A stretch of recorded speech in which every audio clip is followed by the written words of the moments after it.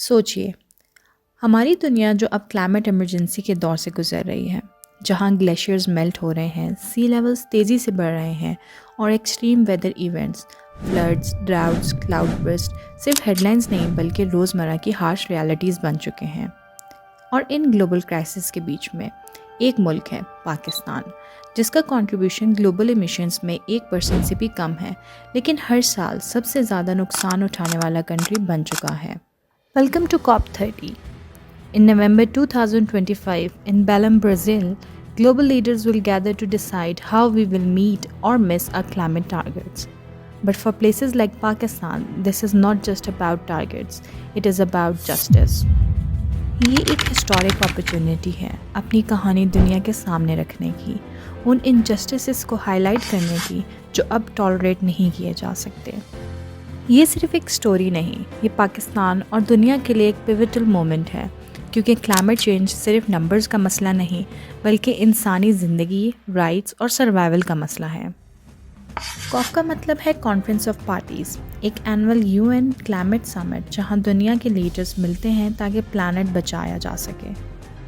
لیکن COP30 special ہے، پہلی دفعہ یہ کانفرنس ایمیزون رین فارسٹ کے بیچ ہو رہی ہے، one of earth's vital lungs.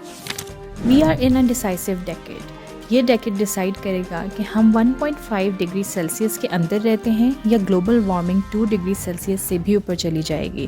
So basically یہ سمٹ میک اور بریک ہے۔ The agenda is shifting more than just negotiation, it is about implementation. The so-called action agenda for COP30 emphasis is moving from talking to doing. اس دفعہ COP30 کے 4 مین themes ہیں۔ Climate finance, developing countries کہہ رہے ہیں ہمیں پیسہ چاہیے تاکہ ہم اڈیپٹ کر سکیں۔ COP29 میں ڈیسائیڈ ہوا تھا کہ 2025 تک ہر سال $1.3 ٹریلین دیے جائیں گے، جن میں سے 300 بلین ڈیولپڈ کنٹریز دیں گی۔ انرجی ٹرانزیشن، فاسل فیول سے نکل کر رینیوبل انرجی پہ شفٹ کرنا، گول ہے 2030 تک رینیوبلز کو ٹرپل کرنا۔ Forest and bio diversity, Amazon host ہے سو نیچرلی فارسٹ پروٹیکشن پہ زیادہ فوکس ہے۔ برازیل پرپوز کر رہا ہے ایک tropical forest for ever fund. Adaptation اور کلائمیٹ جسٹس، ونڈریبل کنٹریز جیسے پاکستان کے لیے سروائیول کا مسئلہ ہے اور اب بات ہونی چاہیے جسٹس کی، not charity. The situation is getting more alarming season by season. Dawn کی رپورٹس کے مطابق 2024 کو دنیا کا سب سے گرم سال مانا گیا اور پھر 2025 کا فلڈز اور کلاؤڈ برسٹ نے پھر سب کو ہلا دیا۔ بنیر میں فلیش فلڈز کے بعد شہر اور گاؤں ڈوب گئے، ہزاروں لوگ بے سر و سامانی کی حالت میں آ گئے، انفراسٹرکچر تباہ ہو گیا اور لمحوں میں لوگوں کی ساری جمع پونجی نہ کردہ گناہوں کے باعث سیلاب برد ہو گئی۔ بنیر کے علاوہ گلگت بلتستان میں بھی فلڈز اور لینڈ سلائڈز نے تاریخی ڈیمیج ایفیکٹس چھوڑے ہیں، برجز تباہ، آبادیاں کٹ آف اور عوامی زندگی پیرالیسس کا شکار ہو گئی ہے، اور یہ سب کلائمیٹ چینج کے بدلتے پیٹرنز کے ریزلٹس ہیں۔ پاکستان کا گلوبل ایمیشن میں حصہ 1% سے بھی کم ہے، لیکن کلائمیٹ ونریبلٹی کے حساب سے ٹاپ 10 کنٹریز میں شامل ہے۔ یہ سب نمبرز نہیں، یہ ان لوگوں کی کہانی ہے جو ہر سال بے موسمی بارش، فلڈز اور لینڈ سلائڈز کے بیچ میں جی رہے ہیں۔ ڈان کی ایک رپورٹ میں بتایا گیا ہے کہ بنیر میں ڈیتھ ٹول اب 390 سے بھی زیادہ ہو چکا ہے، اور یہ صرف ایک ڈسٹرکٹ ہے۔ 2025 کے کلاؤڈ برسٹ، فلیش فلڈز اور مونسون سیزن نے حالات کو ناقابل برداشت بنا دیا ہے۔ یہ صرف ایک ویدر پیٹرن یا نیچرل ڈیزاسٹر نہیں، یہ کلائمیٹ انجسٹس کی لائیو ایگزامپل ہے۔ اور جب ہم بات کریں COP30 کی تو ہمیں اپنی آواز کو ہر فورم کے سینٹر سٹیج تک لے جانا ہوگا کہ پاکستان اور دوسرے ونریبل ملکوں کے لیے جسٹس کو صرف ایک آپشن نہیں بلکہ ایک اہم ضرورت بنایا جائے۔ پاکستان کی آواز کو COP30 میں کیوں ہونا چاہیے؟ اس کے 3 سالڈ ریزنز ہیں۔ پہلا، مورل ریزن، پاکستان کسی بھی طرح ان ڈیمیجز کا ذمہ دار نہیں، لیکن ان ڈیمیجز کا سب سے بڑا وکٹم ضرور ہے۔ دوسرا، گلوبل رسک، جب کلائمیٹ ڈیزاسٹر ویک اکانومیز کو ہٹ کرتے ہیں تو رپل ایفیکٹ پوری دنیا میں محسوس کیا جاتا ہے، فوڈ، مائگریشن، سیکیورٹی سب افیکٹ ہوتا ہے۔ تیسرا، لیڈرشپ اپرچونٹی، پاکستان ایک اسٹرانگ افیکٹی ہے of climate change disaster.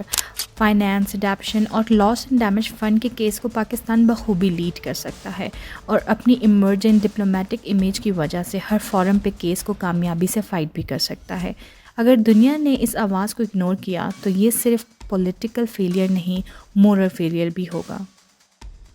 COP30 کے یہ 5 ڈیسیجنز ہوں گے گیم چینجر۔ ڈیولپ کنٹریز کیا گرانٹس دیں گی یا پھر صرف لونز کے نام پہ اور فائنینشیل برڈن ملے گا؟ کیا فوسل فیول فیز آؤٹ کا کلیئر پلان ملے گا؟ کیا Amazon forest funds officially launch ہوگا؟ کیا loss and damage fund vulnerable countries کے لیے ایکٹیو ہوگا، جس میں پاکستان سب سے زیادہ ڈیمیجز کی وجہ سے پہلے نمبر پہ ہونا چاہیے؟ اور کیا پرائیویٹ سیکٹر کو کلائمیٹ ایکشن میں لیگلی باؤنڈ کیا جائے گا؟ اگر یہ سب ڈیلیور ہوتا ہے تو COP30 ایکشن سمٹ بنے گا، ورنہ یہ ایک فوٹو آپ سمٹ بنے گا۔ اب سوال یہ ہے کہ ہم کیا کر سکتے ہیں؟ دیکھیں، کلیکٹیو پریشر پالیسیز کی ویلیڈیشن اور اس میں امینڈمنٹ دونوں کے لیے ایک بہترین ٹول ہے۔ سٹوری شیئر کریں، پاکستان اور ساؤتھ ایشیا کی گراؤنڈ ریالٹیز دکھائیں، اپنے لیڈرز سے پوچھیں کہ ان کا COP30 کا کیا سٹانس ہے۔ NGOs اور لوکل پروجیکٹس کو سپورٹ کریں جو اڈیپٹیشن اور اویئرنیس پہ کام کر رہے ہیں۔ سوشل میڈیا پہ آواز اٹھائیں کہ کلائمیٹ جسٹس پاکستان کا حق ہے، کوئی فیور نہیں ہے۔ یہ صرف ٹیمپریچر کا مسئلہ نہیں، فیوچر کا مسئلہ ہے۔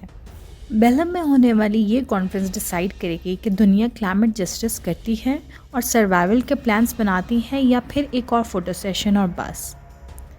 پاکستان کے لیے یہ کرٹیکل مومنٹ ہے، مگر سب سے زیادہ چیلنجنگ یہ بھی ہے کہ پرومسز کو پالیسیز میں اور پالیسیز کو ریئل ایکشن میں بدلا جائے۔ پاکستان جیسے ڈیولپنگ کنٹریز کے لیے کلائمیٹ جسٹس ایک ایتھیکل ڈیمانڈ ہے، کمپنسیشن نہیں۔ 2025 کے فلڈز نے ہم سب کو دکھا دیا ہے کہ کلائمیٹ کرائسس اب دور نہیں رہا، یہ دہلیز تک پہنچ چکا ہے۔ اب ضرورت ہے کہ گلوبل نارتھ اپنی ذمہ داری کو صرف ایگنالج نہ کرے بلکہ نبھائے بھی، اور ہم اپنی آواز اور پوزیشن کو یوز کریں تاکہ ہر فورم پر، ہر ڈیسیجن میں ہمارا ڈیزرونگ شیئر ہمیں ملے۔